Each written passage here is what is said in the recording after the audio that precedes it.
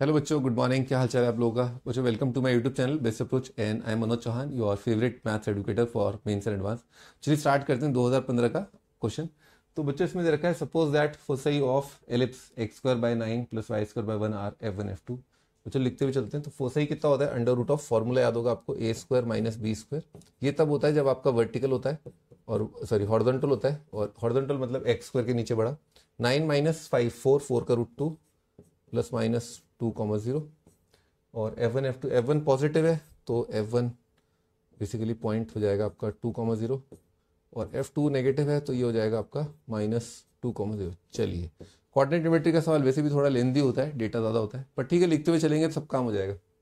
P1 in P2 B2 parabolas with a common vertex. ठीक है, foci this, तो vertex दे रखा है 0 0 और फोकस दे रखा है अपने को x x पे लाई कर रहा है, तो y square equal to 4x बनेगा।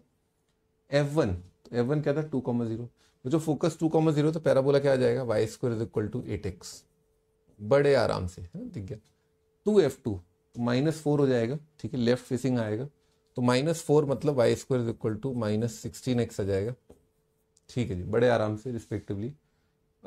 Late T1 be tangent to P1। P1 कौन सा वाला है? P1 and P2। P1 पहला वाला है, P2 दूसरा वाला है। T1 be tangent to P1 with passes through 2F2। 2F2 देख लेते हैं। 2F2 कितना हो जाएगा? -4,0। ठीक है जी। And T2 be tangent which passes through F1,0। T2 be tangent to P2। ठीक है, if M1 is the slope of T1। ठीक है बच्चों, तो ऐसा करते हैं ना, स्लोप फॉर्म में लिख लेते हैं। टेंजेंट है ना स्लोप फॉर्म, तो स्लोप फॉर्म में बच्चों P1 पर जो टेंजेंट होगा कितना हो जाएगा? y is equal to mx और c इज इक्वल टू कितना हो जाएगा? a by m। a का वैल्यू कितना है? 2। ये आ जाएगा इस पे टेंजेंट। दूसरे वाले पर इसको M1 कर देता हूँ। M1 ही बोला भी है शायद, है ना? M1 इज, हाँ ठीक है, T1 है ना। T1 किस पे है?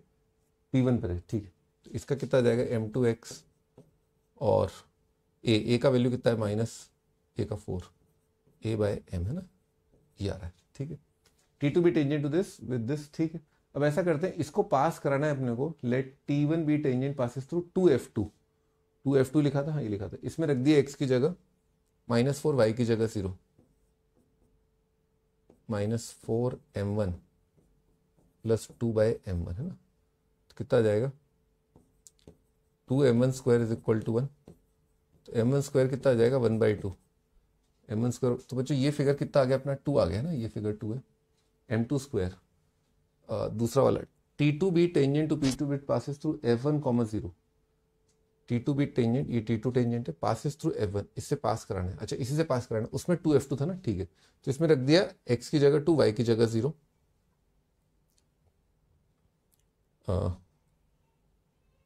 y की जगह 0 और 2m2 -4/m2 है ना, कितना आ जाएगा? 2m2 square is equal to 4।